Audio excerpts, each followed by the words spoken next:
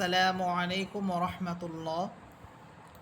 তাইসিরুল কোরআন কায়দার আজ হচ্ছে 13 নম্বর ক্লাস এবং এটার পৃষ্ঠা সংখ্যা হচ্ছে 13।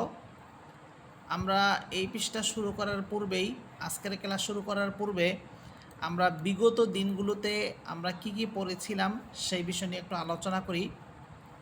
আমরা একেবারে কায়দার প্রথম পৃষ্ঠা থেকে নিয়ে 5 পৃষ্ঠা পর্যন্ত আমরা এখানে হরফ সম্পর্কে জেনেছি।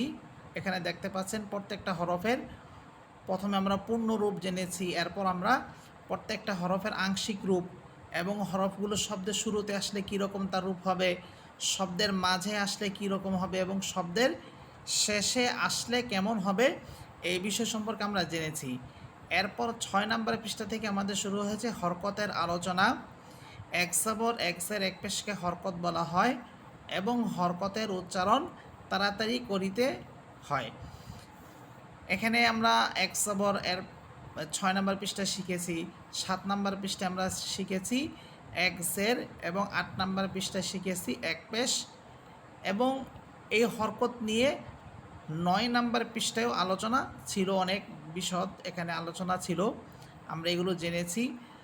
সবরের উচ্চারণ বাংলায় আকারের উচ্চারণ হয়, জেরের উচ্চারণ বাংলায় রস্যকারের উচ্চারণ হয় এবং সবরের উচ্চারণ বাংলায় আকারের উচ্চারণ হয়, জেরের উচ্চারণ বাংলায় রস্যিকারের উচ্চারণ হয় এবং পেশের উচ্চারণ বাংলায় রস্যুকারের উচ্চারণ হয়। আমরা এগুলো 9 নম্বর পৃষ্ঠা পর্যন্ত শিখেছি। এরপর 10 নম্বর পৃষ্ঠা থেকে শুরু হয়েছে আমাদের তানবিনের আলোচনা। দুই সবর দুই সের দুই পেশকে তানবিন বলা হয়। আমরা 10 নম্বর পৃষ্ঠায় দুই জবর দিয়ে শিখেছি, 11 নম্বর পৃষ্ঠায় দুই জের এবং 12 নম্বর পৃষ্ঠায় আমরা দুই পেশ দিয়ে শিখেছি। আলিফ থেকে একেবারে ইয়া পর্যন্ত 29টি হরফ। আজ আমাদের ক্লাস হবে 13 নম্বর পৃষ্ঠা। আমরা বিগত দিনগুলোতে যে হরফ সম্পর্কে জেনেছি, হরকত তানবিন জেনেছি, এই 13 নম্বর পৃষ্ঠায় এই সবগুলো একসাথে আসতেছে। তো এখানে যেহেতু অনেক সময় লাগবে, যদি আমি সবগুলো শব্দ বলতে যাই, সবগুলো শব্দ যদি আমি বানান করে আপনাদেরকে শোনাতে যাই, আমি যদি ক্লাসে আলোচনা করতে যাই, তাহলে অনেক সময়ের প্রয়োজন। এই জন্য আমি সবগুলো শব্দ এখানে বলবো না, শুধুমাত্র প্রতিটি লাইনের প্রথম যে শব্দটা আছে সেই শব্দটা আমি বানান করে আপনাদের কাছে বলবো এবং এখান থেকে আমরা কিভাবে শব্দ গঠন করব এবং হরফগুলো কিভাবে উচ্চারণ করব, হরকত তানবিনগুলো আমরা কিভাবে উচ্চারণ করব, আমি সেই সম্পর্কে বলবো। শুধুমাত্র প্রতিটি লাইনের প্রথম শব্দটাই আমি এখানে বলবো। আমরা দেখতে পাচ্ছি যে প্রথম লাইনের একেবারে প্রথম শব্দ, এখানে প্রথম হরফ হচ্ছে হামসা। এটা যদিও আমরা এটা আলিফ দেখতেছি, কিন্তু এটা এখন আমরা হামসা বলবো যেহেতু উপরে আছে সবর। হামদা সবর আ, হা সবর হা, আহা। এখানে হা এর মাকড়া ছিল কণ্ঠনালীর মধ্যখান। আমরা যখন যে হরফটা উচ্চারণ করতে যাব, সাথে সাথে আমরা সেই হরফের মাখরাজের দিকে লক্ষ্য করব যে এইখানে যে হা হরফটা বলতেছি, এই হা হরফের মাখরাজ কি। আমরা হা হরফের মাখরাজ পড়েছিলাম কণ্ঠনালীর মধ্যখান, সেখান থেকে উচ্চারিত হবে হা। এবং হা হরফ আমরা যখন বলবো, আমার মুখ থেকে যে বাতাসটা বের হবে ওই বাতাসেরও একটা শব্দ হবে। আহা, দাল দুই সবর দান, আহা দান। এরপরে ছিল দাল, দাল হরফ, এটা হচ্ছে শক্ত হরফ। এই হরফটাকে যখন আমরা বলবো তখন খুব ধীরভাবে এবং শক্ত করে বলবো।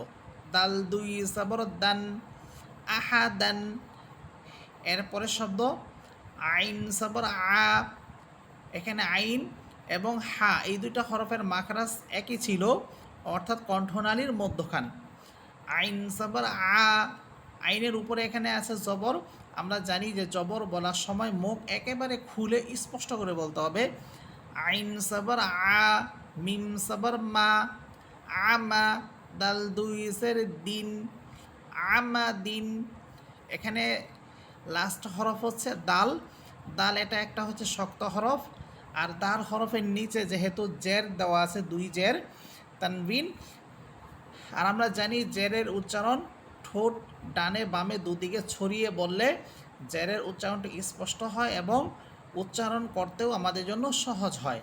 এই জন্য আমরা যখন দাল হরফটা জের যখন আমরা উচ্চারণ করব তখন আমরা ঠোঁট দুদিকে অর্থাৎ ডানে এবং বামে ছড়িয়ে বলবো, তখন হরফ উচ্চারণ করাটা জের উচ্চারণ করাটা আমাদের জন্য সহজ হবে।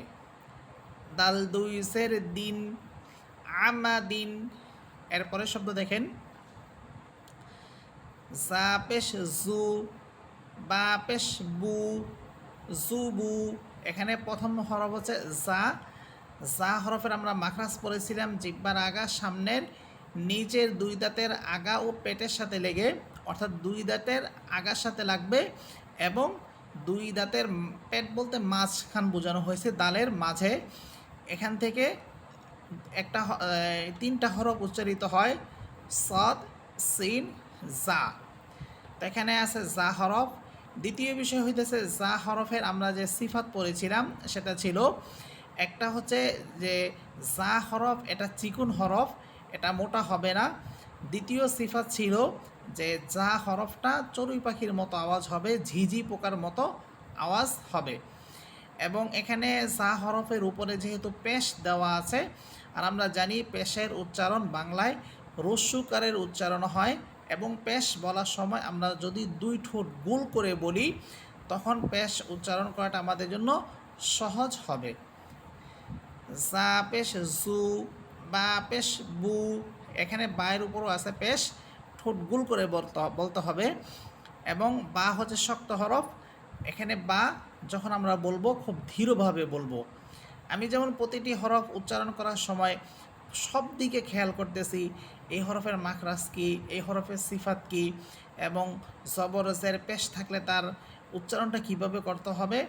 আপনারাও যখন বানান করে পড়বেন, বাসায় একা একা পড়বেন, তখন এইভাবে প্রতিটি হরফ নিয়ে হরকত নিয়ে একটু চিন্তা করবেন যে এটার উচ্চারণটা কিভাবে হবে, এর মাখরাজ কী, এর সিফাত কী।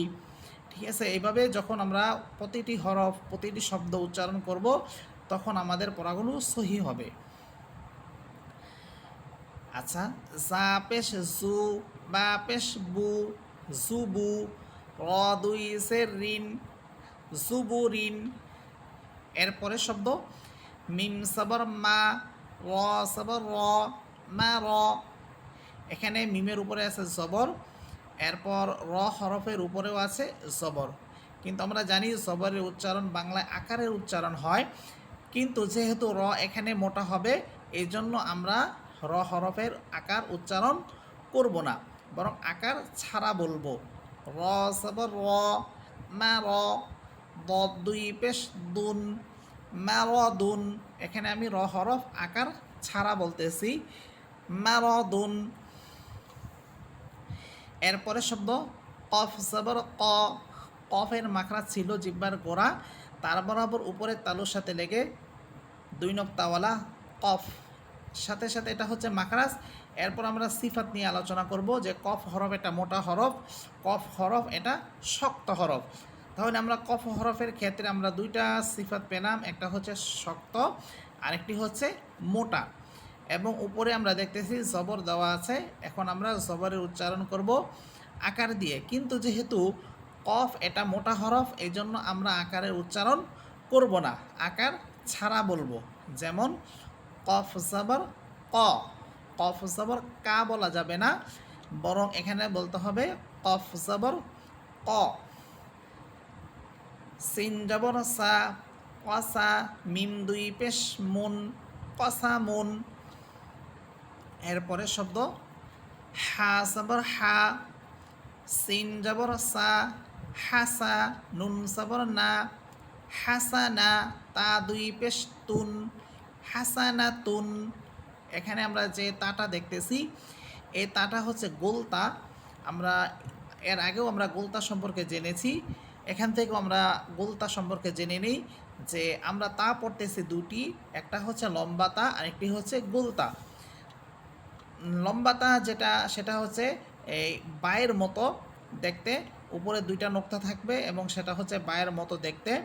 আর গোলতা যেটা সেটা হচ্ছে এই যে এখানে যে তাটা দেখতেছেন এবং এর পরের শব্দ দেখতেছি আমরা আরেকটি তা, এই যে বাসা রতুন, এটা তা।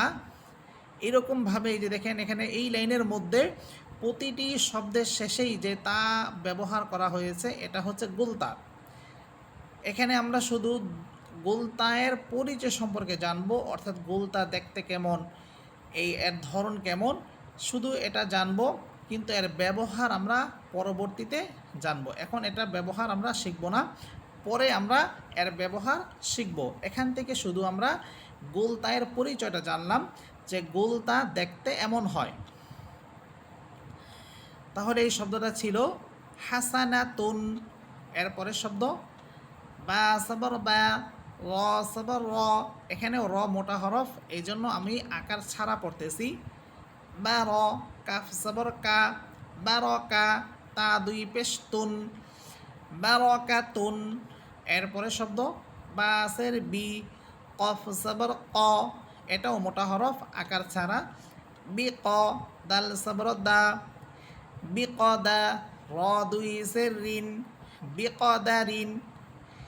এরপরে শব্দ শিন সবর শা, জিম সবর যা, সাজা, র সবর র, সাজা র, তা দুই সের তিন, সাজা র তিন।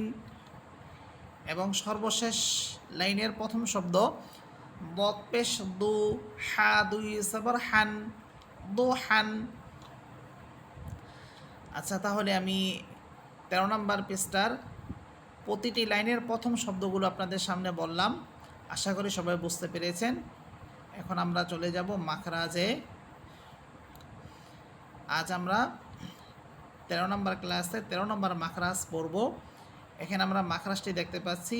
13 নম্বর মাখরাজ হচ্ছে জিহ্বার আগা সামনের উপরের দুই দাঁতের আগার সঙ্গে লেগে তিনটি হরফ জ, জাল, সা। এখানে এই মাখরাজের যে তিনটি হরফ আমরা দেখতেছি, এই তিনটি হরফ উচ্চারণ করার ক্ষেত্রে অনেকেই ভুল করে থাকেন।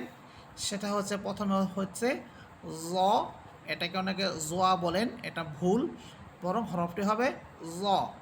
আমি যদি জিহ্বার আগা সামনের উপরের দুই দাঁতের আগার সাথে লেগে এইভাবে উচ্চারণ করি, তাহলে দেখবেন অনায়াসে আমার জ হরফটা উচ্চারিত হচ্ছে। আমরা অনেকেই বুঝি না যে কিভাবে উচ্চারণ করতে হবে, আমার জিহ্বা কোথায় লাগবে, এটা না জানার কারণেই আমাদের ভুলগুলো হয়। এই জন্য আমি বলি যে আপনারা যদি মাখরাজগুলো ভালো করে মুখস্থ করেন, তাহলে আশা করি হরফগুলো আপনাদের সহি হবে, শুদ্ধ হয়ে যাবে। তাহলে 13 নম্বর মাখরাজ ছিল জিহ্বার আগা সামনের উপরের দুই দাঁতের আগার সাথে লেগে তিনটি হরফ জ, জাল, সা, জ, জাল, সা, জ, জাল, সা। এভাবে মাখরাজগুলো মুখস্থ করে হরফগুলো আপনারা ঠিক করবেন। এবং আরেকভাবেও পড়া যায়, সেটা হচ্ছে যে জিহ্বার আগা সামনের উপরে দুই দাঁতের আগার সাথে লেগে তিনটি হরফ আপনি প্রথমে বলবেন, বলার পর তিনোটি হরফের উপরেই প্রথমে জবর দিবেন। যেমন জ জবর জ, জ। এরপরে হরফ জাল, এটা চিকুন হরফ, প্রথমটি ছিল মোটা হরফ, এই জন্য আমি আকার ছাড়া পড়েছি। এরপরে হরফ জাল, এটা চিকুন হরফ, আকার দিয়ে পড়তে হবে, জাল জবর জা। এরপরে হরফ সা, সা জবর সা। এখন আমি জের দিয়ে পড়ি, জের জি, জাল জের জি, সা জের সি। এরপর পেশ দিয়ে পড়বেন, জ পেশ জু, জাল পেশ জু, সা পেশ সু। এইভাবে যখন আমি প্রতিটি হরফে জবর জের পেশ, এরপর আসবে দুই জবর দুই জের দুই পেশ দিয়ে পড়ব, তখন হরফগুলো উচ্চারণ করাটা এবং সহি শুদ্ধভাবে পড়াটা আমার জন্য অনেক সহজ হবে। তাহলে আজকে ক্লাস এই পর্যন্তই থাকলো। সবাই ভালো থাকবেন। আসসালামু আলাইকুম।